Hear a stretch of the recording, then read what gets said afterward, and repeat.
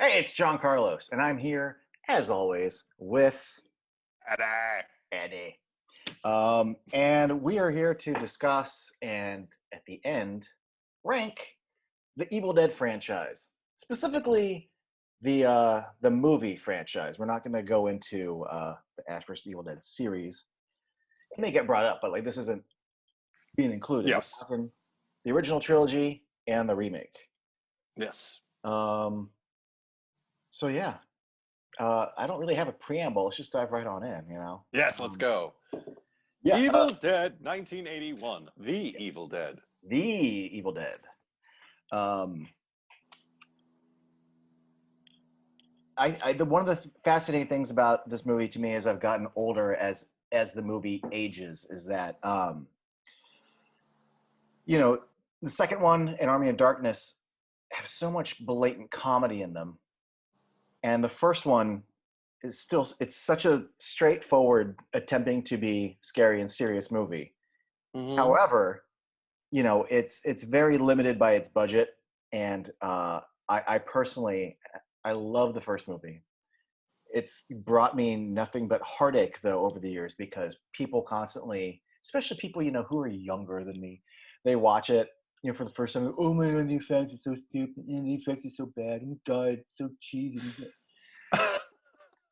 There's very few people that I can actually talk to who like relate to me about what a good scary experience it is. I don't look at that movie and have laughs. I don't think it's cheesy. I've always been able to view a movie by being the product of its era. I if I sometimes like if I watch, Psycho, I'm very good at like imagining what it'll be like in 1960 Yes. and what cinema had been up until then, what life had been up until then, and yeah, I'm just putting this out there. It doesn't matter if the effects are old and cheesy.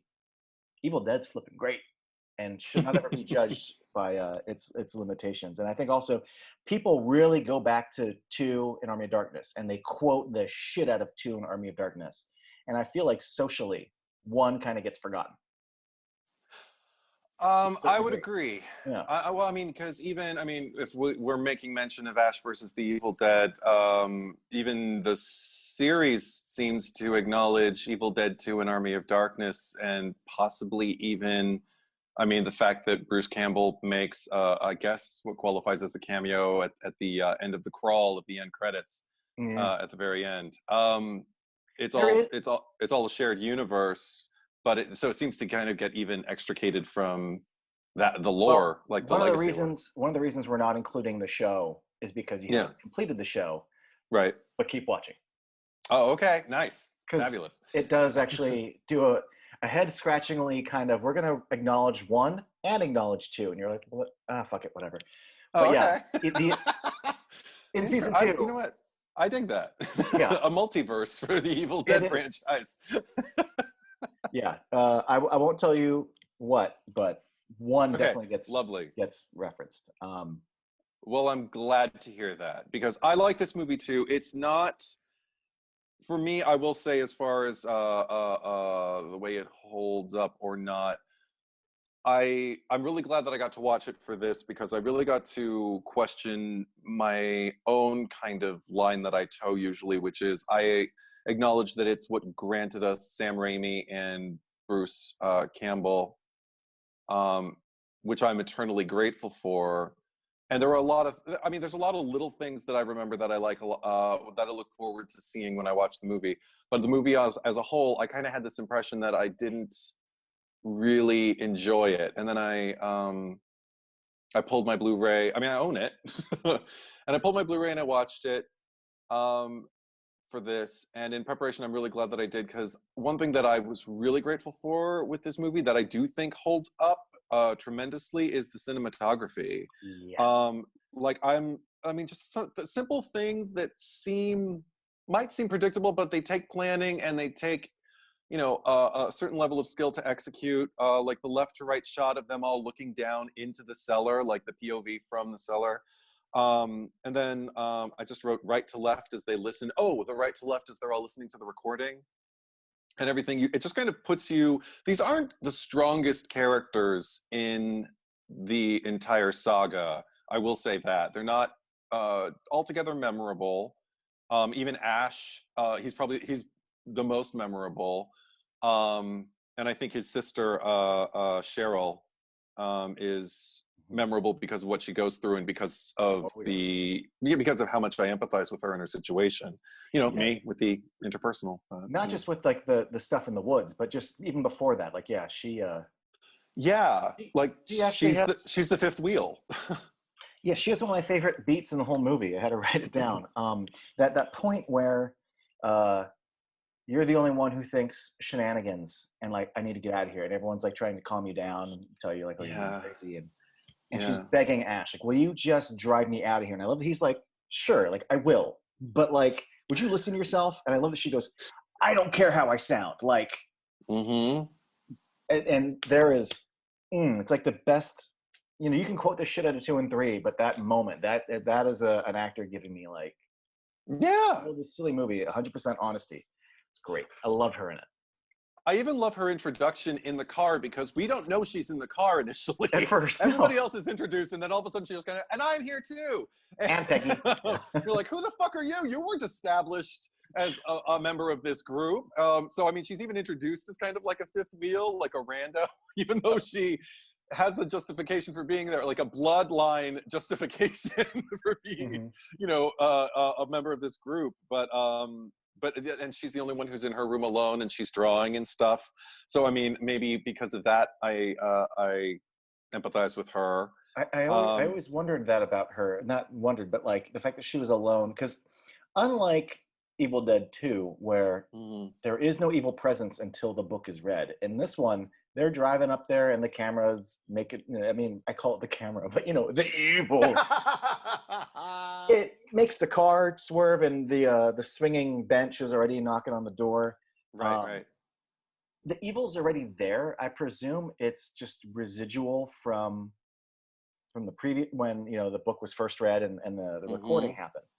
But the fact that it just it's already out there, so it doesn't have any like, you read the book, you awoke us from our slumber, like in the second one. No. Yeah. Or actually, no, I think they're awoken from their slumber in the first one. But obviously, the shenanigans.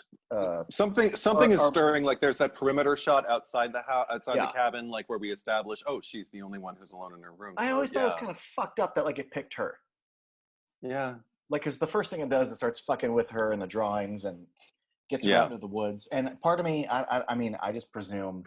I don't know what the term is. I'm sure we have a term for it. It's like something normative, when like the goal of like society is like to partner up, to find your loved one, and being single is meh. And I feel like the evil's like, oh, she's single, like let me go get her. She's alone drawing. What a loser. The other two ladies have big, strong, strapping men, like to protect them from but this woman is alone. This hetero relation normative piece of shit, evil, and it's ancient, it's outdated, it's not woke. Right. These Sumerians from the 1300s. But I also think like maybe because it doesn't know that she has a male relationship within the cabin, because it just sees everybody pairing up and she's the fifth wheel, that maybe it assumes none of the men will listen to her. Maybe maybe the Evil Dead is sexist. The Evil Dead is pretty fucking sexist. I mean, we're talking about rapist woods and everything like that, and the Evil Dead never really lives any of that down in any of these incarnations. There's always some kind of I mean, everybody's expendable, but it always tends to kind of start with the women. And it's definitely got a heteronormative eye towards using women to satisfy sexual pleasure, but we'll get into that. But I mean, I started out just like with a list of strengths and weaknesses as far as this, and another thing that I've realized I loved a lot was not just the score, but just the sound design and the editing, which I could really appreciate, like with my Blu-ray and with my sound system and everything. But I mean, I just wrote down like the crickets. They're atmospheric crickets. And you're going to be hearing it better than its original theatrical exhibition at this point. Yeah, exactly. But even just like the low rumbles and all the way up to the ungodly deadite noises, which are so specific, and I don't know how they made them. I don't really need to. I tried listening to the commentary at one point, and it's hilarious how pedestrian Sam Raimi and Bruce Campbell. I can't remember who else is on board for that, but they're all just. First of all, it's like hard to decipher their voices, so I never really know who's talking. They're all just kind of talking like this, and they're all basically breaking down kind of the business and the execution of it, not necessarily from an artistic standpoint. But remember this day, and oh my God, and yeah, we had to buy 100, and the budget didn't allow for that. It's almost like they're old timey Oh yeah, I Hollywood love the way movie Sam Raimi gangsters. talks. Yeah. I love the way he talks, and then I love the way when people are telling a Sam Raimi story, how they have to go into his voice when they. I think my favorite is when I think it was on the documentary of Evil Dead 2, just on the K and B effects. Mm-hmm. No, it was for Army of Darkness, and Greg Nicotero was talking about how Sam Raimi wanted something with like an arched brow, and like kind of like like didn't he do something like that I forget, it was Shawshank or it must have been Shawshank or the Green Mile, but he's like, oh, you mean a hideous horror hag? Yes, I want a hideous horror hag. What the eyebrows are a hideous horror hag. And it sounds like Terrence and Phillip, like when people talk about it. Fuck buddy. But Or yeah. especially in Evil Dead 2 when he's the knight that looks like, yes, it is he who has come from the sky. Nice. Yeah, whatever. So I mean, it does kind of get a little monotonous trying to watch the commentary for me. I'll try it again someday when I'm in the mood to hear Terrence and Phillip, do a commentary. The Evil Dead 2 and Army of Darkness commentaries are great. I think Evil Dead 1, I know that because there's just like a Bruce Campbell solo one, and I forget what the other one is, but. Oh, okay. I haven't heard just the Bruce Campbell. There was definitely a discussion going on during the first one that I heard, and I believe Sam Raimi was there too. And I think there was a third person. I can't remember who. Yeah, with Evil Dead 2, they definitely have a rapport and kind of slip into these little kind of comedic rhythms that's great. Sure, nice. But I mean, also in terms of, okay. Obviously, we're talking about gore on a budget with this movie.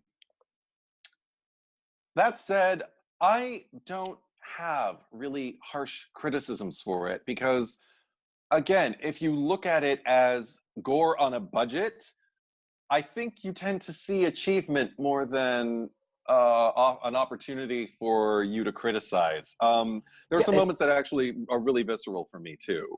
It's not that they're bad, it's just that they're dated, and I hate the mentality of like things that are old by default are bad compared to like newer. And that comes, and not just this movie, cinema in general. Like when you see old movies where there's composited, like you don't see it anymore because they've been remastered to death. But the original Star Wars movies, when you watch them, you would see the little matte lines around the TIE fighters and stuff. Yeah. I'll never forget. I saw Rear Window in the theatrical re-release in like 1998 or 1999, and there was that shot of like the helicopter overlooking like the apartment building. And like it's clearly like a composite of two shots, and it's kind of shaky. And like these teenagers were like laughing in the theater, and I just wanted to, Oh, yeah, that's unfortunate. I mean, and I experienced that a lot with Evil Dead. Like, oh, it's so dated. Like, fuck you. I don't. It's great. I mean, the work that is on display is incredibly impressive. Exactly, and particularly considering what the resources they had at their disposal. And again, I understand that if you're going to subject yourself to a theatrical experience, you probably don't want to take a more scholastic or a more what's the word I'm looking for? I guess like hardware store mentality, just kind of like, wow, look at that. I mean, you probably want to be engulfed and buy into go on the journey and everything like that. But that said, one of my favorite examples of the gore that they execute, it's kind of everything to do with Linda. I love the pencil in her ankle. It still makes me uncomfortable, especially because when we cut back to it and linger on it, I'm like, I've seen it. Can we move on, please? It's something about that area of the anatomy that really bothers me when things happen to it. I'm touching my ankle right now just to make sure it's intact. And also then when it spreads later, just like the way like that stop motion kind of like black web I spreading, love the stop webby motion. Yeah, veins. the little Yeah. animated webs that, yeah. Oh my God. Yeah, because it looks like an infestation. It's accompanied by also sound effects that make me go, oh, oh, oh, oh, crinkly. I don't like it. I And her, speaking of yes, go on. effects, I forgot how milky this movie is. Oh, fuck yeah. There's so much like milk coming out of like this. The second movie has a lot of blue and black and blood and Hmm. oil, but I forgot just how like Yeah. white stuff. This There's movie. people ooze white, red, and black in this Yeah. movie, but my favorite, I think, is when at the very end, when they finally ooze, when they're finally like decaying and everything Yeah. like that, actual decay before your eyes, like almost Gremlins climax Yes. style, Oh, it's so but good. not quite that high tech. But my favorite is just the cream of wheat that's obviously leaking out of the body. Yeah. It's I so mean, gross. come on. If you can't enjoy that, I don't know what to tell you. Like, John Waters once had a quote in his commentary for Mommy Dearest in the wire hanger scene, the infamous wire hanger scene, where he says on the commentary during the scene, like, at a certain point, like well into the sequence, he's just like, if you don't like this scene, you should just really never watch a movie. And I was like, that is my feeling during so many movies where I just hear the criticisms in my head, particularly like, generations that are coming up and everything. And it's like, you need to appreciate some shit. You need to, but again, I don't know how many things we were detached from at a particular age, or a particular bracket of years in our youth where, it was easier to kind of turn your nose up. I know that I definitely did it. And I know that it's had nothing to do with what I ultimately believed. I think I was just trying to sound like I knew what I was talking about. I was So, always the most well-informed cinema moviegoer who knew his history. I don't know what you're talking about, Eddie. I've been a perfect. Yeah, come on. We've all been the annoying shit who didn't nearly know as much. right. But but I'm glad you brought up the cinematography, because one of the things I really appreciate is just Yeah. even though I don't mean low budget in terms of the effects, but just everything. I mean, it was shot on 16 millimeter, and I mean, I don't say low budget as an insult. I'm just saying that obviously it's not a big studio movie, Mm-hmm. but it is ambitious beyond it. But it breaks through its limitations. But it is, from just every technique and standpoint. I mean, you know all the stories about like, well, we wanted the camera to do this, and we just sort of nailed it to a 2x4, and the two of us just sort of ran and shook it. Or we got this shot by like Sam Raimi laid on this, and Bruce Campbell pushed him on over the boat. Just everyone's trying, everyone's doing the work, and getting really. One of the things I'll say about this movie, the franchise as a whole, and I've always felt this way about two, but I'm definitely including one in this. The love of filmmaking is present. It is Yes. a celebration of the format of cinema. And I don't say that about every movie. There's only a few directors who come to mind when I watch their movies, and it's not a distraction, because there is a thing where you're using technique, and I feel like I'm watching technique. Right. But when I watch Edgar Wright, when I watch Scott Pilgrim, I'm like, this movie is a celebration of cinema and every trick in the book. When I watch Evil Dead 1 and 2, I feel that way. Even Quentin Tarantino stuff. And not even the flashy stuff, like random example, but like when the bride is in the car and it's just like the slow push in and just like wiggle your big toe. Like we are Yes. utilizing the silence of cinema and just slow Yeah. pushes and editing. And Evil Dead plays so much with angles and movement in ways where you see other movies with no budget, and here's Yeah. the camera locked down, and oh look, we have a push in on like a dolly, we used a wheelchair. But this movie is doing everything with so little, and that's so inspiring for people that are out there to show like, look at what you can do with practically nothing. Just like the shot from like within the fireplace, there's all sorts of camera placements and techniques that I never would have thought to get that shot for this scene, for this reaction. And Yeah. it's great. Also, the fact that it's not entirely played for laughs, but that there are still some moments that definitely feel, you can feel charmed by if you so choose, and I do. like the gift box sequence between Ashley and but that's definitely in character, like within the oh moment. yeah. But yeah, But I mean, I love what a yeah. hammy boyfriend he is. Okay. Also, like we've got. I will get into like one criticism I do have for this as far as characters, and I wrote it down, so I just may as well read it because I won't say it as it coursed out of me, so I feel like reading it. The characters aren't clearly defined enough to carry much of the idle time between the tent pole moments. Even the Ashley-led action sequences in the third act tend to all, for me, blend together, and I get a bit lost. If we liken horror to comedy, this is a bit like a Jerry Lewis movie, just a series of bits for me. No, and I mean, just in terms of like you watch a Jerry Lewis movie, if nobody's ever seen a Jerry Lewis movie before, check one out. You know, Nutty Professor. My favorite is The Errand Boy. I like the disorderly orderly. Oh, nice. So there you go. But you got 3 homework assignments now, non-horror related, but you'll understand the level I'm talking on now. But ultimately, if you end up not watching them, I mean, just in terms of like, I mean, it literally is like, you know, like, okay, we got a bit, and now the bit's over. Now and maybe we'll establish something early on in the movie and then pay it off a little bit later. I feel like that's ultimately what they're doing, and it's not a criticism of the movie, but it does, if the characters aren't arresting enough, and if there isn't enough, whatever it is, whether it's backstory or whether it's a feeling of spontaneity that includes you because it feels true to life, that's what I think is my main kind of like overarching criticism of the movie and why I don't remember it.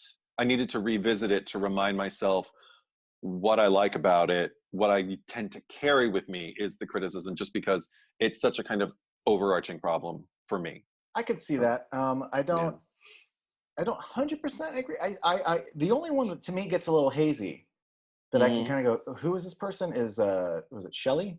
Yeah, Scott's girlfriend. Like, yeah, I still kind of get a sense of who Scott is. Definitely get a sense of who Linda is. But speaking of characters, I think this is my favorite Linda.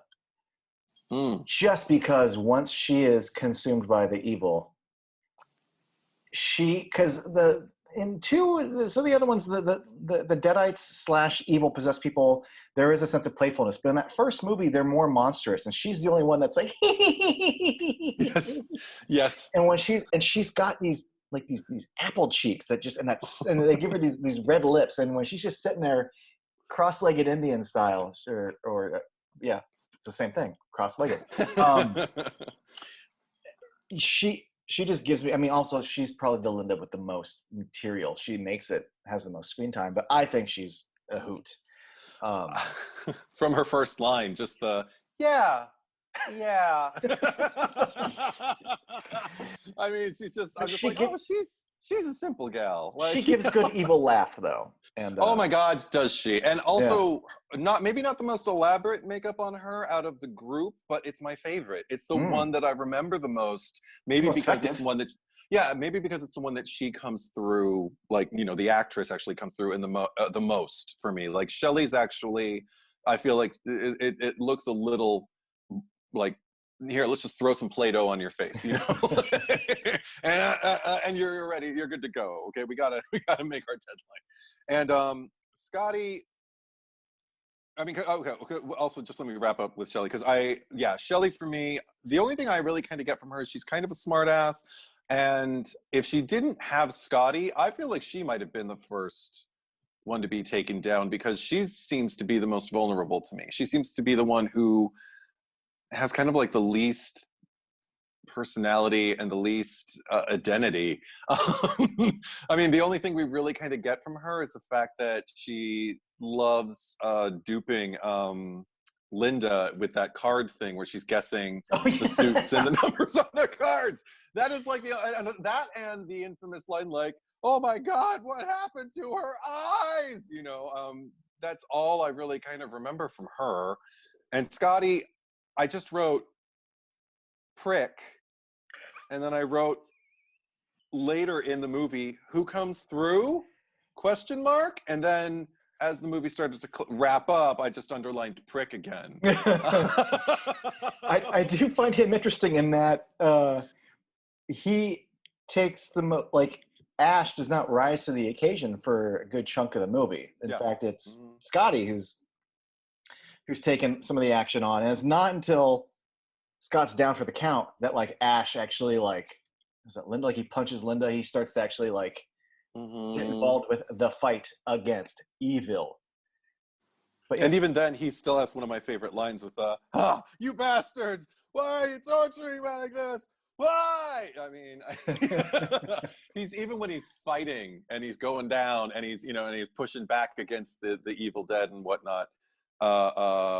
He's still appealing to their sensitive side, to their, like, oh my gosh, have you no heart?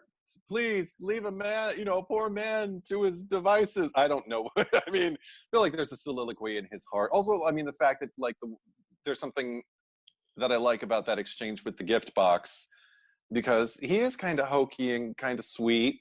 He's very much not the Ash we come to know. I mean, I've even heard it, said before from other people when discussing this movie. He's not Ash yet. No. He is Ashley. Yeah. Yeah. I would maintain in these three movies there are three different Ashes, like different approaches to Yes, I agree. And I would even argue when you count the show, there's yet a fourth Ash, but well, I have things to say about that, but not yet. What else do I have? I love that you talked about the only thing that stuck with me about that ending with the oatmeal coming out. I just like how some movies find pacing and efficiency, and that movie's like, no, we spent the money to make these long shots of decomposition and stuff. Like we're gonna gross you the fuck out with this ending and just let it all go on for like a minute longer than you want it to. Just really make you sit in it. I really like that as a choice personally. I also appreciate Sam Raimi's inclination to linger even when it's not on gore, like the first establishing 360 shot of the cellar. Totally. Very effective, because it gives you a sense of like, oh my gosh, it's tiny. Look how much darkness there is. You don't know if those are like passages to, another dimension, or if there are things even just lurking in that. Like, all of a sudden, anything could be true, anything could be possible in this particular moment. And I appreciate the mystery in what seems to be just, like a shoebox of a cellar. Right, and this mystery of like the Hills Have Eyes poster is down there. Yeah, like what the fuck? Do you know that? But just spooky cabin. Also, I mean, it's not the Nobi cabin yet. Like in Evil Dead 2, they established like the professor's cabin. But in the first movie, it's just like some guy who's renting us the cabin. Some guy who I guess has the projector downstairs, and I like to imagine he's got like a print of like horror movies down. Like this is where I watch The Hills Have Eyes and stuff. Seems like a pretty cool guy. In fact, I feel bad that his poster's ripped. I wouldn't feel comfortable watching The Hills Have Eyes out in the middle of nowhere. No, hell no. Either one. I mean, you are hip to like the whole back and forth of like how The Hills Have Eyes posters in this, so then they're watching Evil Dead and Nightmare. The shot, and well, then which is interesting because Nancy's falling asleep to it in Nightmare on Elm Street, and there have been times where I've been like, I get you, Nancy. But then to pay them back, Freddy's glove is in the shed in Evil Dead 2. Yes. And so on and so forth. Lovely. Well, actually, that's as far as it goes, really. But still, itself a nice reference to The Hills Have Eyes and the Jaws poster, so you can tell. Yeah. Another little thing I like about this movie that the other movies don't do, it just makes me laugh, is the evil. As it's like approaching the house, it's like, oh, I can't get in. Fuck, I guess I'll leave. Right. But then later, so I'm like, I like that it respects boundaries. Like it backs up until later when it decides it doesn't. Like, fuck it. At that point, the evil grow or what? Well, okay, which brings me to my next criticism. I think I already know where this is going, but go ahead. It's pretty obvious. It's the Hmm. rape sequence. I wrote another stanza, which I'll just read briefly, and then we can break it down. But it would be something if everyone in the cabin got raped, and that's just how the Evil Dead roll. But it feels unjustified and like it's a product of its time. That definitely, if people are alluding to that when they speak about it feeling dated, Yeah. I would understand a bit more. I wrote, the only benefit is the mania it creates in Cheryl when she returns to the cabin. The Mhm. urgency with which it amplifies the urgency with which she's getting everybody. You are so rooting for her at that Yeah. point. You're like, yeah, I'm, guys, listen to her. I'm not Get saying this out. movie made the right choice, but if she had just seen like, "Ooh, I saw a spooky clown out there. We need to go," but like, it gives you a dreadful thing for you to her word. I don't want to say her words have weight, but I mean, you get why the fuck she wants to get out of there. That said, there's something similar that you could have reached if we would have just seen her trapped, and Sure, hurt. Like if her limbs were being, like pulled apart, and it's if sharp, it looks like it already hurts. She extra just needs to grotesque. be. Yes, it just goes that extra mile that still makes me make this face. And I'm Yeah, like, actually, I made that face, and we'll get to it. But in the 2013 remake, where like I'm mhm. like, oh, we're still gonna in 2013 we're gonna go up in there. Okay, I thought maybe we. Oh, okay. if I got a anything, stanza about that one too. if anything, the 2013 it should have been a dude. I concur.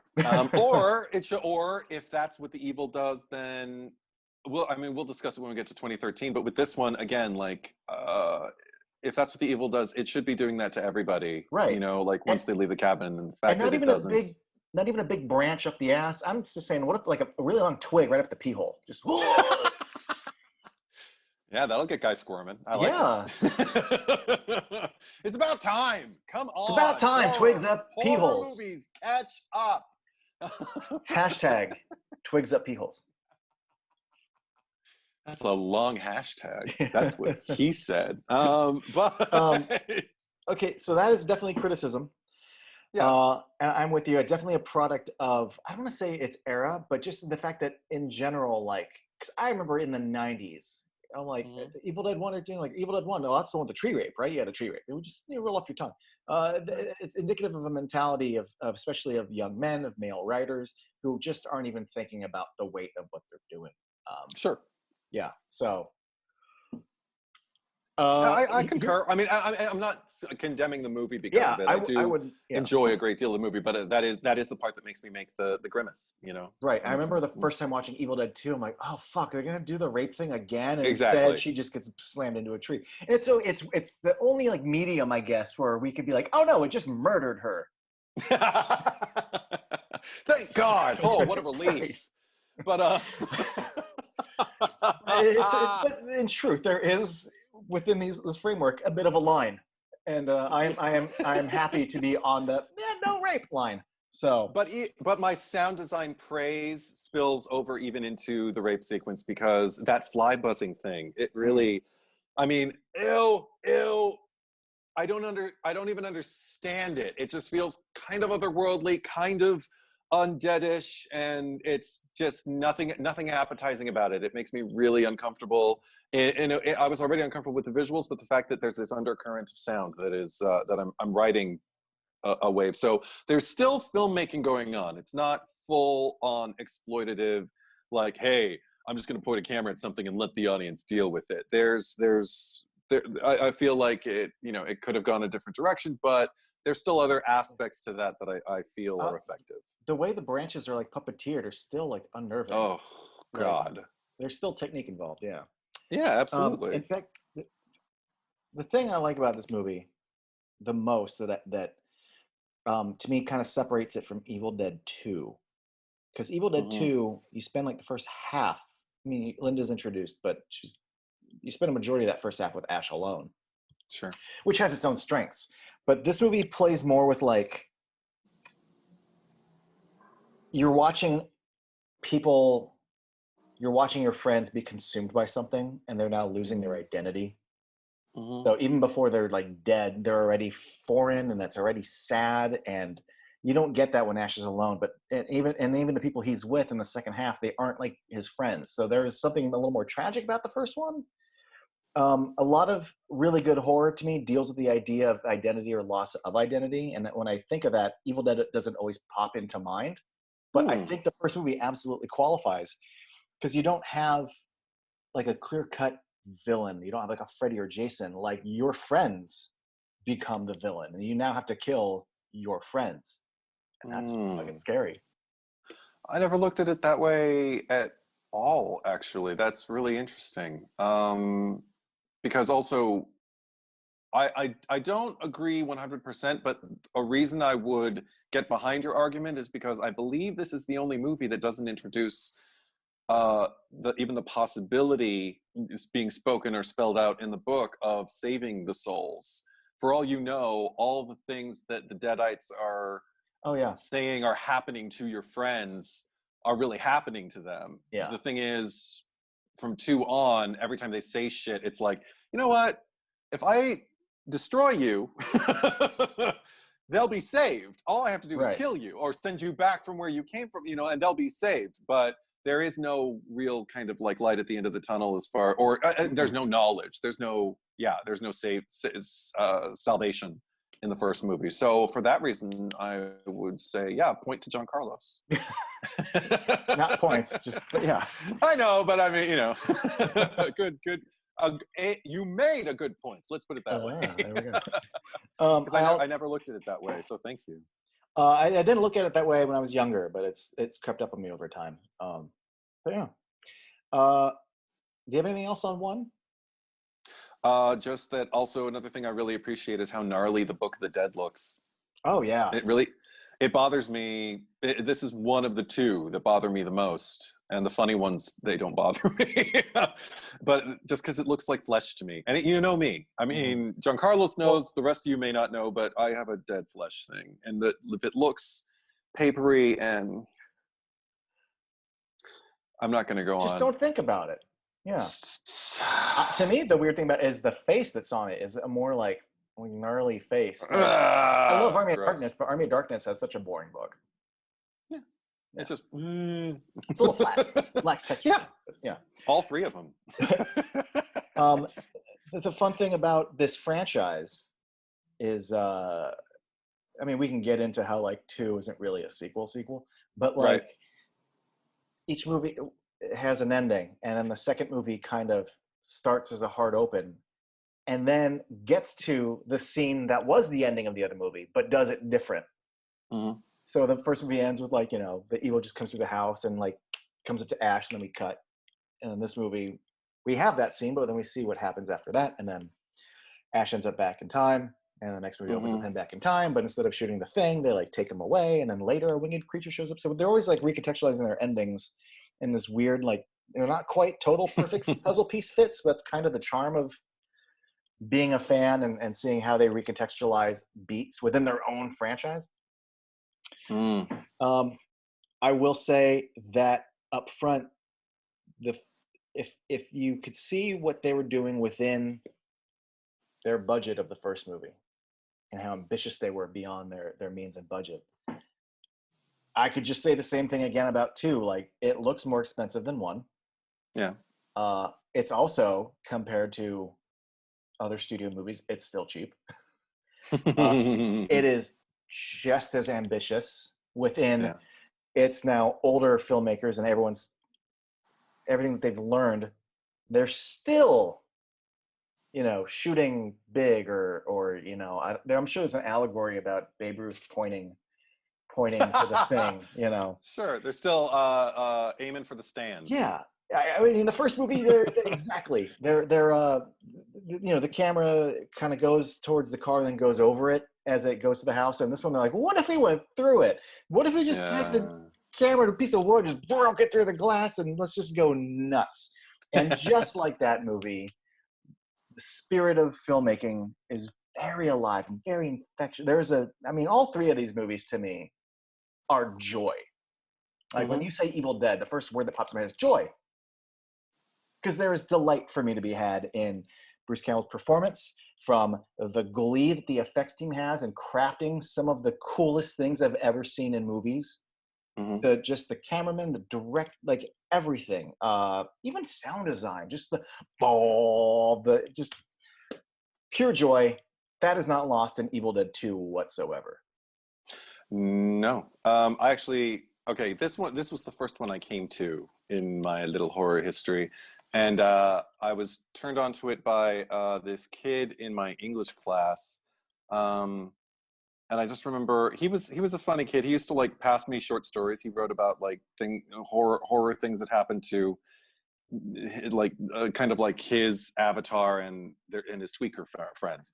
Um, but he got my English teacher to play, like he did a report on the Necronomicon. I don't know how he did that in English, but he did. And AP English.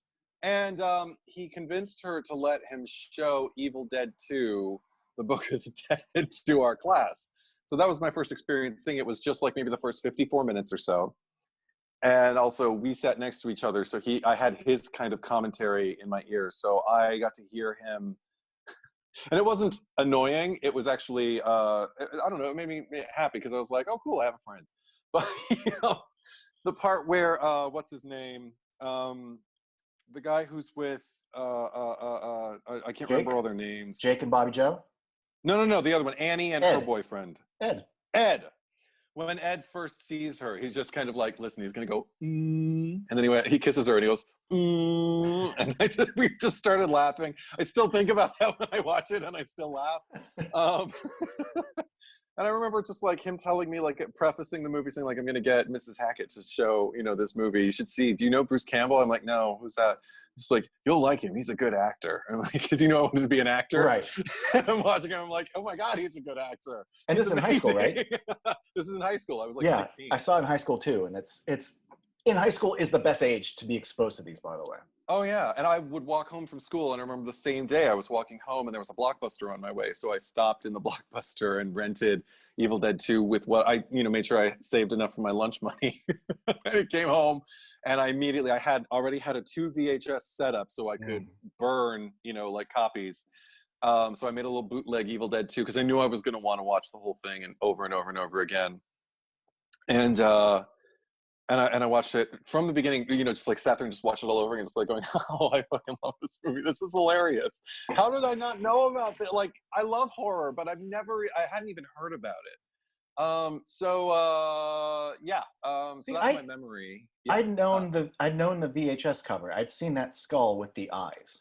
Yes, I had known that, and I think when he told me that, I was kind of like, because I still don't like looking at it. It's on my Blu-ray, the 35th anniversary edition, and I still don't like looking at it. But I just I don't don't like know it because why. it's not indicative of the movie you're gonna watch.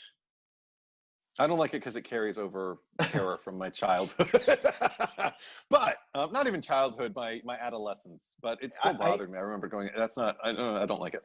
I don't really remember really seeing Evil Dead 1 for the first time. Me neither. I just remember seeing Evil Dead 2 for the first time because your first time is usually, I mean, if you're seeing it in your 30s or 40s or your 20s or something, chances are you've seen something similar to it. The idea of a horror comedy is not new. The idea of a Gonzo sequel is not new. We've already had Bill and Ted's Bogus Journey and like even recently Happy Death Day to You, where we kind of go with it, and Gremlins 2. So, but seeing that in high school for the first time, and I just knew like, oh, it's the tree rape movie, like it's the sequel. And then I remember we're watching, like the woods scene with is it Bobby Joe is in the woods? Yes. Yeah, it's Bobby Joe. And remember someone's like, oh, is the where she gets raped? I'm like, no, this isn't that one. I was like, oh, right. Okay, yeah. And I have personally, I have the fondest memories of this. I used to have a group of friends, mostly goth friends, that introduced me to this, and actually got me into a lot of horror that I got into in high school. But we used to like go out to like backyards and bring out the TV and bring an extension cord, and we had like Evil Dead 2 night, Army of Darkness night in the backyards. Nice. Just pure. That's just happy times. I hear that. Yeah. No, and I have to say, like everything preceding said, like, I kind of have a really, really long list of strengths for this movie, so maybe I won't go into all of them. But a very short weaknesses, like they feel more like just Bring like it on. okay. Immediate animosity between Annie and Bobby Joe for no reason. We've just got two women can't be in the same room with each other without getting, like without a standoff happening. Like, I mean, and it doesn't even lead to anything. So it's like, well, why does it need to be there? Does it seem like that might be more of Bobby Joe's fault? Because even when you first meet her, she's already just like not amused with like these other people from this other car. It doesn't feel like it makes any sense at all. But it doesn't feel like it makes any sense at all, because it's just kind of like, it feels like male writing to women, thinking like, well, women don't get along, and it's like, fuck you. So I mean, it's a nitpick. It doesn't ruin the movie for me at all. It's just one. Literally, it's like a couple seconds out of a scene early in the movie, and there's already been so much that I've enjoyed, so much more that I'm going to enjoy. The other thing, I'm not a big fan of the farewell to arms joke. What? It's just a little obvious. We've had such stellar, like incredible level physical comedy coming from Bruce Campbell, and we've got so much more to go, and the impressive like practical effects and whatnot and all that, and them balancing incredibly this idea of horror and humor, which is one of my favorite things to enjoy. And that's just one of them where I'm like, Let the record state, I do not agree with you. Nitpick. It's a total nitpick. Yeah, but the joke itself isn't, Ash, if it's, with the middle finger and shooting and flipping himself, but it's just like it's a gag. It comes in a frame, and it's literally every time I've watched this movie with somebody. I even showed this movie to my dad, and he laughed at that part. Like, although it is a good dad joke. Like, that's probably why I don't like it. it's a little. I feel like, and the dog's like. My dad didn't watch this movie with me, but I feel like he would have liked that joke. Well, now maybe I like it, but for that reason alone. But I'll just hear my dad laughing. Just give it a little, and we'll see how it goes next time. Right. But only other tiny two things. One is the just the line. It annoys me that Annie says when Ash steps out to save the day, mind you, but she just assumes the worst and screams at him, "Help us, you fucking coward!" And I'm like, bitch! And then what does she do? Nothing. She stands there and screams, which I love her scream. Oh, her scream's the best. Oh my God, we'll get there because I have a theory. But she's there and like, all she does is stand there and scream, and she's criticizing him, "You fucking coward." I'm like, you're like, get in the messages on the internet, you piece of shit. Like, if she would have survived, but like, it's just that pointing finger, like, you're not doing exactly what you should be doing. I mean, it pisses me off when I watch the movie. I don't need it out of the movie, but nitpick. And the last thing is just Jake being all toxic and controlling with his fucking gun. What did I write? You do. Oh, when he's running around with his gun, he's just kind of like being the man outside, and I'm like, yeah, just play with your gun all you want. I'm just waiting for you to fucking die at this point. I'm over the character when he starts trying to control Ash and Annie. That's it. Sure. Yeah, I mean, he's not the best, but he still gives me one of my favorite of many comedic beats where it's not even a joke, it's just performance and editing. Bobby Joe! Bobby Joe! Cut. Bobby, cut. Joe! Yeah. Actually, it's one of my favorite. We've had random tidbits on other videos. The only random tidbit I bring up, just because it amuses me so, did you know that Bobby Joe was written with Holly Hunter in mind? I think I did. Yeah. I think I learned that. Yeah. And once you just see her kind of sitting there, and then like you first see her, and like I'm like, yeah, I could see like Holly Hunter being cast in this, and really like nailing it. Oh, she would have been amazing, because she was always an incredible actress, but she was adorable. She was a cute kid. you know, when she back in the day, like, oh my God, she would have been adorable. It would have been. I feel like I would have known why there was animosity between her and Annie if Holly Hunter had She played would have it. sold you That, on it a bit. Yeah, I know that yeah, I think it was Rob Tapert. It was definitely a producer who was like, we should get someone like sexy for the part. And they're like, all right, cast this girl, you know. Cassie Wesley DePaiva or DePaiva. I don't know how to pronounce her Yeah, last name. yeah, She was fine. yeah. I don't have any complaints about Actually, her. yeah, not at all. Yeah. I would love to have been a fly on the wall. I remember being fascinated when I heard the commentary for this, you know, years and years ago.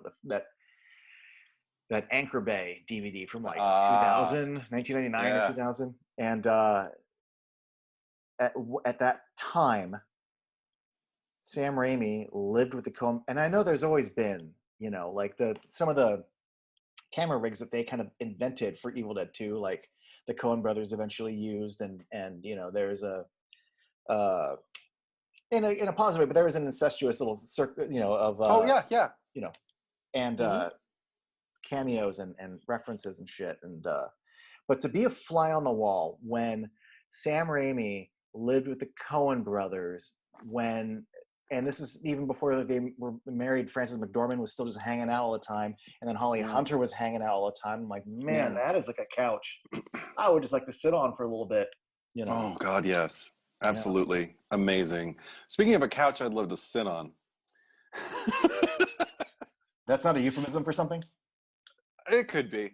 Um, I think everybody knows where I'm going with this. Bruce Campbell, I have to say. You want to This sit on his movie, chin. Jesus Christ, I'd sit on his anything. I just wrote he's in full fuego in this movie. Yeah. He definitely, you could tell, you know, he's taking care compared to, like, you know, his youthful whatever in Evil Dead 1. Like Yeah, he's tweezing the unibrow and he's the yeah. guy's done he's doing something that involves pec work and you know, he's Yeah, doing some push-ups. and Jesus. quaffing the Yeah. hair and his features are more like clearly defined. Like I don't know if you can call it baby fat. I don't know how old he was in the Yeah. original Evil Dead, but I mean We it can all still call it seems baby fat. Yeah. sure. But I mean the funny thing is like I remember I knew I was gonna love this guy when I watched him with the line, "What do you say we have some champagne, huh?" Bomb bomb. I'm like, who are you? I'm in love with you. Where are you? Why don't I know about you? Oh my God. Thank you, Abel, the guy who brought him into my life. But Yeah. Ash yeah, is a one of the things I like about him in Evil Dead 2 is I mean, in one, he's kind of a goof with the pretending to be asleep, you know, and giving her the yes, ridiculous yes, necklace. But I like what a ham he is, yeah, because on paper, like, hey, you know, like I'm a guy and you're like a lady, and it could, in the hands of another actor, feel kind of just pervy. yeah, And instead, he seems to be aware of what he's saying and the yeah, implications, so he's kind of having fun with it. And yeah. yeah, I There, just like how hammy he is. there's an innocence cutting loose kind of Yeah. like like aspect to his character, which I And appreciate a great deal. considering that this isn't their fucking cabin, like I'm still rooting for this guy. Like they even mentioned like whoever owns this cabin, like, oh, I'm not gonna be here, like, and it's clearly like the Nobies, yeah, like the Nobies are not Hmm. some random like hillbillies that like this belongs to someone, and we're just breaking in, having a romantic weekend away. I don't Well, I normally mean, root for people who just yeah. squat in someone's place, but yeah, no, he's great. I And mean, they're so good natured. I can't begrudge them their uh, weekend. and I mean, to me, I think I've said this in another video, but I don't think I mean it 200%. Like, what a performance for the ages, this one. Because again, they get Linda, and then they dispatch Linda, and for like the next like Hmm. 45 minutes, it's basically a one-man show. And Mm. I mean, to be like an actor on set, to be number one on the call sheet, and then it's like, oh, I'm the only name on the call sheet. I mean, that is a weight. That is, I mean, I know it's friendship too, but confidence that the director has in you, and the trust you have in the director, even though you're a producer on the movie, it's still like, Right.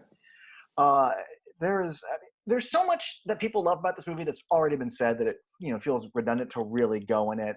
just to skim it. But I mean, just the physicality of it all. The fact that he was breaking these Yeah. plates on his head, and that I remember I had a friend who'd never seen this before. I watched it with her 2 years ago on Halloween, and I just remember like flipping himself, and she's like, nice.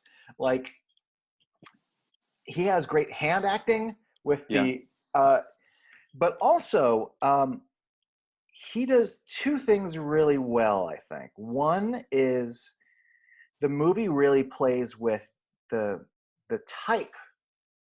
You've seen other movies where the character is going crazy. Is this all in their head, or is it the ghosts?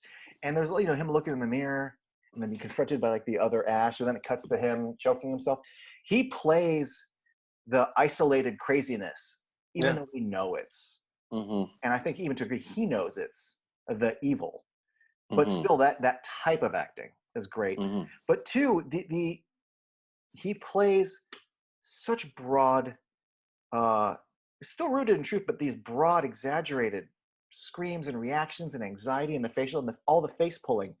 But it's still rooted not just in truth, but it's also rooted in a chronology of anxiety, of stress, that I absolutely believe one after another bad thing is happening to him. And that if you like stop the movie and you realize that like we're shooting on different days, but he's playing the escalation of it.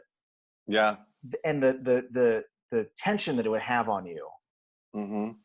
That anxiety, it's all present while also being hilarious. That's an incredible tightrope to walk. Yeah. And all I have to say in response is I agree. And I would call the word that comes to mind when I think about what he has to do physically, endure physically, and like perform performatively with himself. Mastery. Like he earned that word. Yes. And then as far believability, I like that you pointed that out, because there's this strange plausibility to no matter how ridiculous what he's going through is, because his comic timing is on point. So not only are you entertained by buying it, but the fact that even the hand bit, he immediately develops, even after especially after it's disembodied, after he dismembers his hand from himself. He's got such a sharp, specific relationship with that hand. Yes. And the hand back at him, it's again, it's like nothing else. I can't really think of a parallel or anything to kind of like compare it to. It's just something that if you haven't seen, you have to behold it. And and I appreciate, like you said, the amplification toward plausibility, like a mounting plausibility, and also just the timing. I wonder how often, because sometimes you capture magic in a take, and sometimes there are a lot of takes that you don't capture the magic. And then there's also cases where I've been on sets and I've seen where there are actors who manage to kind of hit the bullseye however many times you need them to, which can be unnerving and it can be infuriating, but it can also be inspiring. If you don't let jealousy take you over, just be in awe and learn. But there are people who can do it, and then usually there's technical things. There's a lot of unusable takes because of something that went wrong with the camera, and it just makes me wonder what camp would like that cutting room footage like kind of fall under. I wonder if it's like even, or if there's like, or if there's even a lot of cutting room footage, because when you're filming on a budget, you oftentimes don't have a lot of opportunities for multiple takes. So operating on the efficiency. Yeah. Also, just even breakaway stuff still hurts. So like, hey, can you break 30 plates over your head again? No. Yes. Don't feel good. Also, those plates have to be replaced every take too. Like, the cabin has to be destroyed, undestroyed. One other thing about him, and I'm glad you mentioned his like, hey, kind of moment, is that he's one of the things I like about Ash is that he's kind of lame. Yeah. Like that, like the way he's talking to Linda, like it's part charming and part might dry me up a little bit. And throughout the movie, there's a little moment like I think he's got Linda's head in the vice. And he's like, "You're going down." Like it's so Yes. like lame. You go down. But to me, that is the charm of Ash. I like him because he's lame and he's not necessarily the coolest guy. Yeah. That Even the way really he warms me. says, even the way he says groovy, it feels like the first time he's ever uttered the word, and he's trying it Yes. on. Like Yeah. now I guess I'm an action hero. Groovy. Well, Did that felt good saying it. I'm glad you mentioned the word action hero because I would argue that Evil Dead 2, while not a flat out satire, is sort of satirizing an Mhm. 80s. I mean, you've literally got him like ripped and he's got his weapons and like he is the 80s action hero of the climax of the movie. And you're definitely having fun with that. Yeah. And I've never ever got the impression that that the moment of groovy has ever meant to be cool. No. I've never. So there It's you go. lit he's literally stepping into a role at that Yes. particular moment, and I'm there for it because I'm like, you made it this far. That's another thing actually that I want to, and as far as the plausibility of his acting overall, even though it is, you know, like grand, I would take umbrage with anybody calling it chewing the scenery or anything along those lines. It is larger than life, but the thing, this is the reason why I feel like it's justified and valid. The only other person I can think of in terms of like the place I go to in Evil Dead 2 when I see him getting as brutalized, you know, and beaten down as he is, it's this level. I have the same level of oh as I do with John Wick. Like I watch that man take all, of everything that's coming towards him, and sometimes it is quite comical. Sometimes I do find myself laughing at the level of just like incoming, Especially and that third movie. yeah, Because the yeah, third act of that movie, and yeah, fucking a. yeah, But but it's that level of sympathy that this Ash earns from me, and because I'm all I can think about is poor guy. You know, that's my default with this movie. I keep coming back to, because even when the Deadites aren't fucking with his head, and it's just the people. Oh, because okay, we have to get into some plot stuff too that I love about this. But when it's just the living, when it's just the newbies coming into the cabin and thinking that he's the one who committed the murder, and like, you know, because people are missing and there's blood everywhere. There's a man here. I don't know. Let's all beat the shit out of him. Every blow that gets landed on this man, I am therefore going, no, you poor thing. it's funny. I have the complete opposite reaction. Oh, really? I am in the Sam Raimi chair because essentially it's let's just what can we do to Bruce today? You know, when he No. because I mean the idea is that so much of what's happening is just like I'm making sure my friend gets hit a lot. Even when, you know, when he gets launched through the woods and you can tell he's like on like a crane and they're driving it through the woods. A lot of the branches that are hitting him are like Sam Raimi, like hitting him with branches and stuff. Like Remind me never to do a cabin it's in the woods type subgenre horror movie that you're directing, unless I get to be a deadite, maybe, yeah. or something along those lines.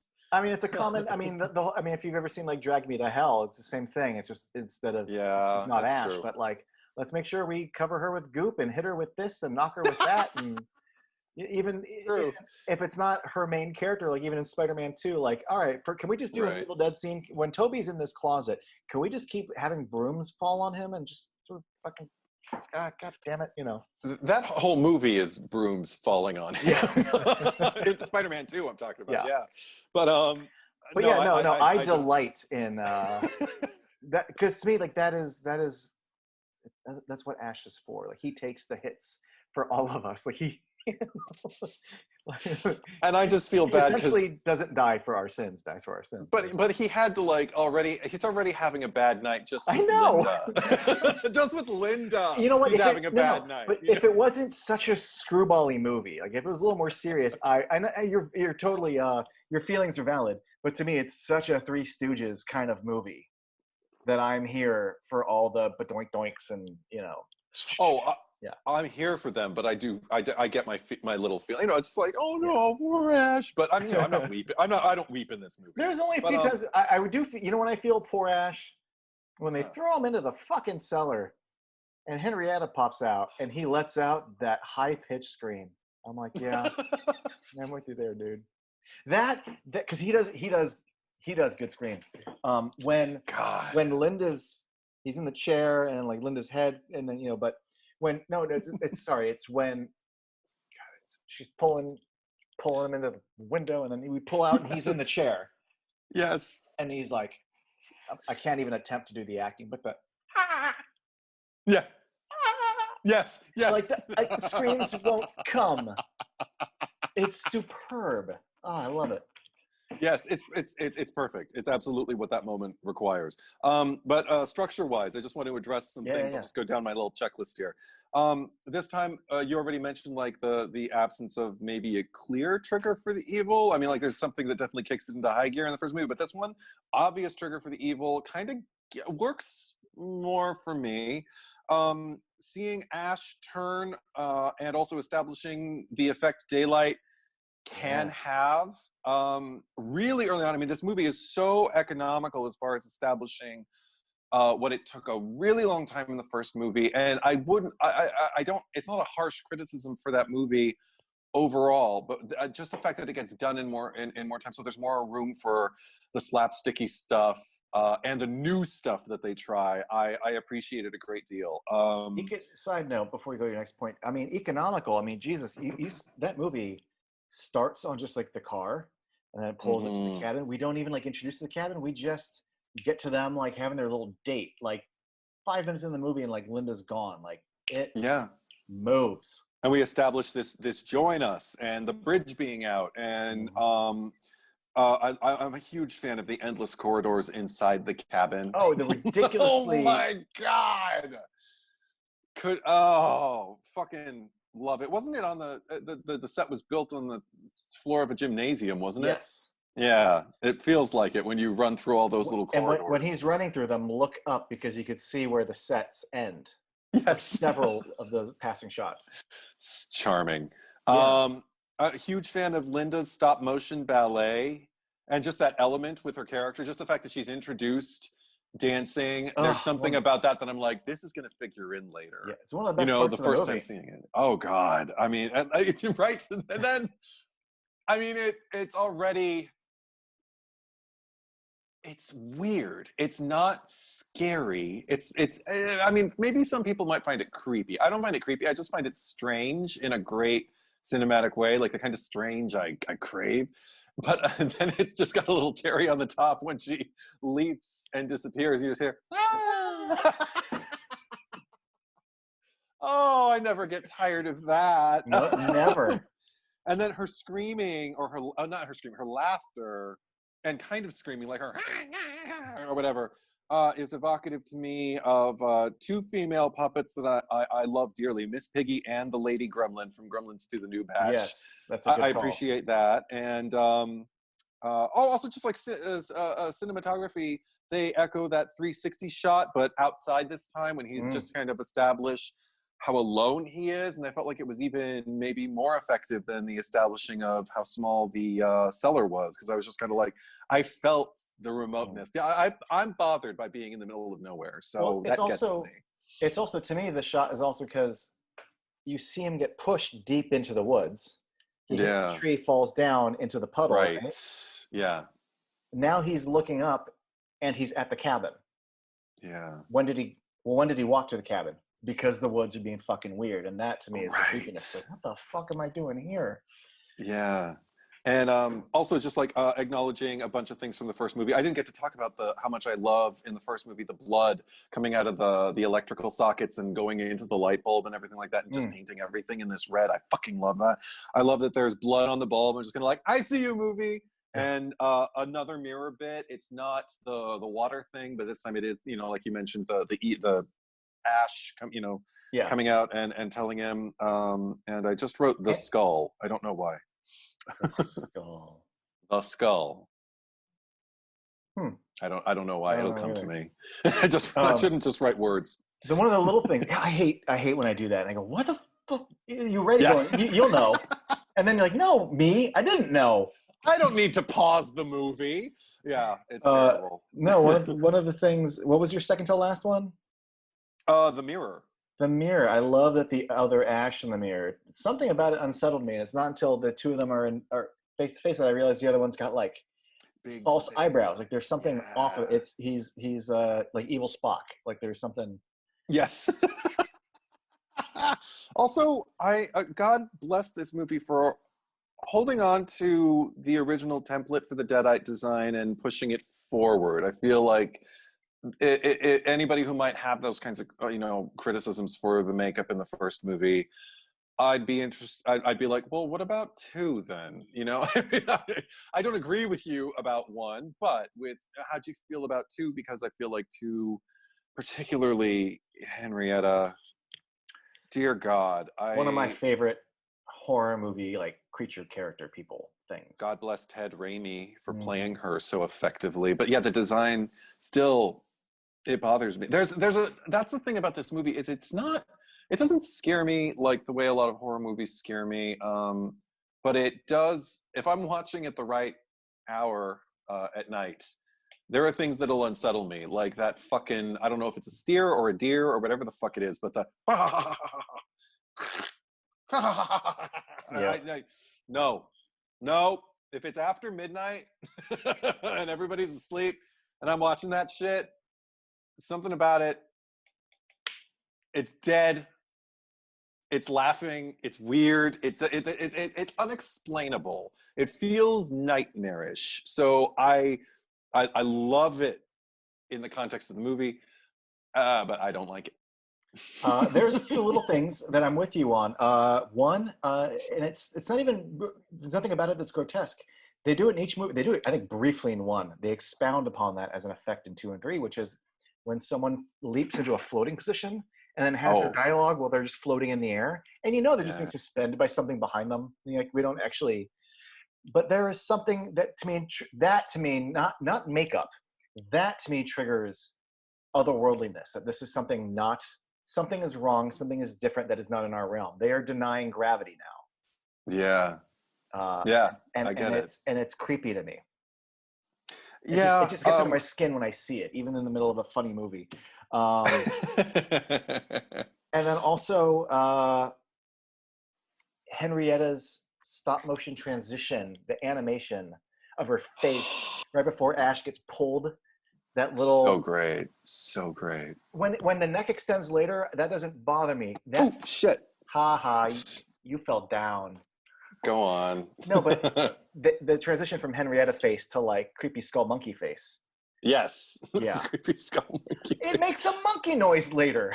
It makes a chimp noise. And actually, I'm glad you brought that up because it brings me to, I feel like there's, I want to ask Sam Raimi something. I want to know if he meant for there to be a kind of uniform sound among the women, if he wanted there to be something similar with the I guess the timbre of the voice that Linda hits when she's a deadite, and that Annie Annie? hits when she screams, and that Henrietta hits when she makes the chimp screaming noises, Yeah. because they all seem to be on the same frequency for Yeah. me. And I never noticed it before. I always appreciated them each individually, but I never kind of like drew any kind of connective tissue. And I'm wondering if it's even something he's conscious of, or it's just something that like Sam Raimi hears and is like, because Annie's scream gives me life. There's something because Oh, same here. And I don't say it about many people's screams, no, but I but look it's forward to it and I enjoy it. yes.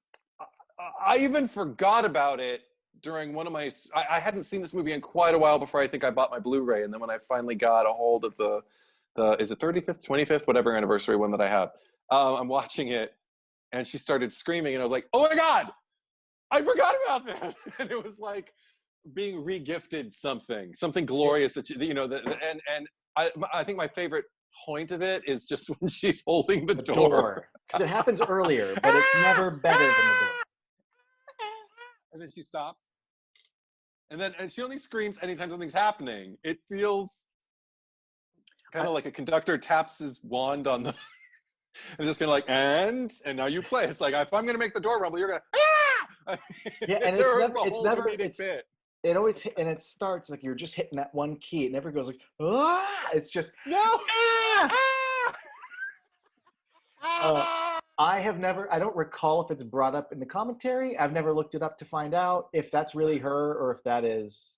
It is her. Oh, that's great. Because, you know, there are some very famous movies where like, oh, that's not that person screaming. They, you know, that line is looped by someone who's screaming better than that actor can. No, I think she said in her, I don't know if it's on the Blu-ray, but it's some interview that I saw of her at one point where the actress, I wrote her name down somewhere, says that she believes the reason, Sarah Berry, the reason she believes she was hired was because of her scream. She says, I think Sam liked my scream. It's a great scream. It is. It's gold. I like Annie's, I don't like moxie's the right word, but enthusiasm for the Book of the Dead, because it's her. Yes. Her father's the professor. Ed is a junior professor. This is a thing they're working on. She's not some gum-chewing daughter who's just sort of there at Kandar. Like, she's got investment. She's the one who's like, I got the other pages, the missing pages, and we're going to go meet my father at the cabin. And like, this is a thing that I give a shit about. And I just appreciate that. It's nice to see intrepid women researching and learning and shit. It just makes me like her more.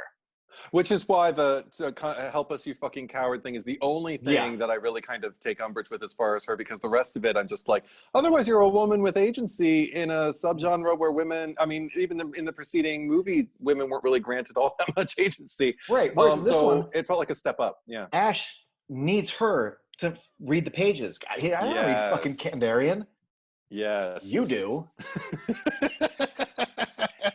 Again, the first two movies, you know, and even the third one, The Wizard, like there's always someone else who's more educated that knows more than Ash. Yeah. Has a bigger knowledge than he does. And that's not an insult to Ash, but this is a professor who's clearly researching Sumerian text and shit.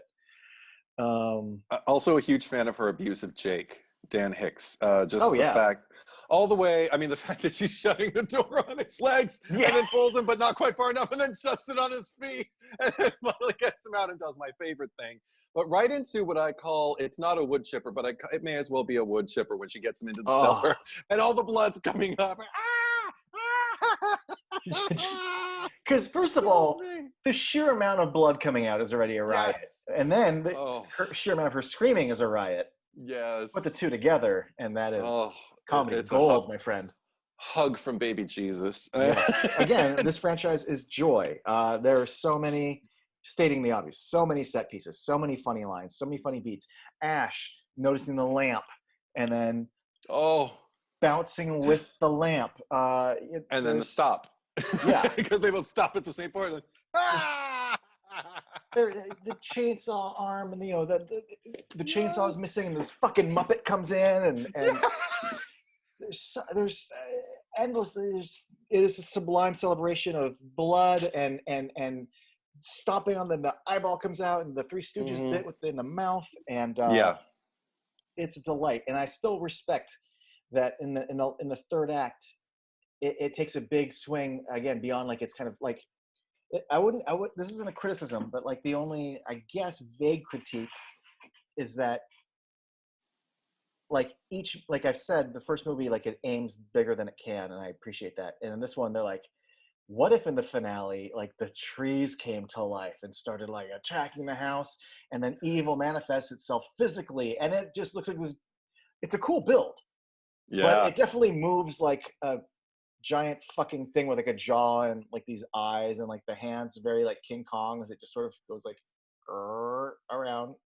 It's part of the charm, but again, they wrote something really big, and I appreciate them going so fucking big with it at the end. Me too. Not just two guys like decomposing in claymation. It is huge. Yeah, but I mean, and even that's the thing is like that's why I have so little criticism for this movie, because it feels like all the new stuff I pretty much love, and all the stuff they either revised or revisited, I absolutely love. And the things that there's a lot of things that are fixed for me. Like I mentioned about like the characters not really being discerning. At least if Annie and Bobby Joe are, if there's an antithesis between them, at least there's a dynamic. Granted, they don't do anything with it, but at least there's a dynamic. But I appreciate also you mentioning like the one-man show essentially for Ash. I feel like that is so much more interesting too, for him to have already kind of like gone through all this so that he's got enough of a frame of reference to when he grabs Annie when she decides to go for the cellar, and he just kind Oh, of grabs her, just kind of, and we're the audience going, yeah, yeah. listen to him. He knows 'Cause- from whence he speaks. And there's something about introducing the rest of the characters into the cabin later, so people have to learn. There's something about that all that keeps it moving. That just now, I mean, that build is established really early on in the movie for me, and it just continues to the end. It never idles, and I think that works really, really well, particularly for what it attempts within its subgenre, both as horror and comedy, and just story, just just a followable. It's again, it's not a strong story. You won't spend a No, lot of time breaking it down for people. It's a simple thing, it's how you tell it. but Yeah. exactly, And the and sheer you passion with which this is told. yes, and Cinematic passion. I that's mean, even yeah, even if you want any example, if you want to isolate like a single minute of this movie, it's Linda leaping at him. It's the same shot from the first movie, but in a different place. But he brings the shovel, cuts off her head. It rolls towards the camera, uh, to the bury, and then the putting of the cross into the ground, and the lightning strikes, and you're like, yeah. this is filmmaking. This is the love of movies captured in a single minute. It is. It's pure. It's mainlined into your eyeballs. It's great. And of all the golden lines that can be quoted, I think my favorite is really, really simple. It's just after he's turned and then turned back in front of Mhm. Annie, and she's taken the axe to him. It's just, I love all the ways he says, "I'm all right. I told you I was all right." But then just like the final eyebrow arch, the eyebrow Yes. finds its placement Mm. in this movie too. But just the, "I'm all right." I'm like, Yep. marry me. Performance for the ages. Talk about layers. But it also pays off the lore in a great way too. Like the fact that it's built, everything that they've built up seems to build. Like Sam Raimi sets an exquisite stage for himself at the end of this movie, um, and I don't feel like I'm left wondering anything at the filmmaker's expense. It's more like, if I'm wondering anything, actually, oh well, we'll get there when I get to Evil Dead 2013, because it was the first time I wondered about something, and we'll get there when we talk about that movie. Have you Well, anything else for Dead by Dawn? well, yeah. Here's my segue into Army of Darkness. Oh, I'm saying okay. this about both of them. One of the fun things is about being such a horror fan. Some people are lucky to have lots of horror fans as Yeah. friends. Um, over the years, I have some friends come and go and stuff like that. But there, I found myself in like a period where, in my early 20s, I was at a new job, and my friends, I made some new friends, and they were all, I had some my age, but they're all a little bit older. But my friend would have these movie nights, and I could say this in the nicest way possible. They were all very much normies.